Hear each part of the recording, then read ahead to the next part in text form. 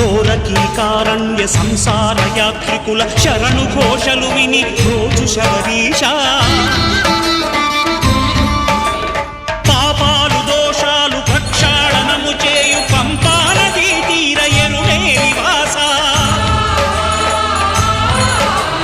నియమాల మాలతో సుగుణాల మెట్లపై నడిపించి కనిపించు అయ్యప్ప స్వామి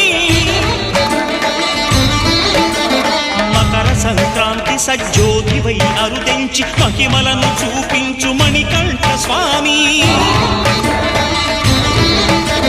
కర్మబంధము బాపు ధర్మశాస్త్ర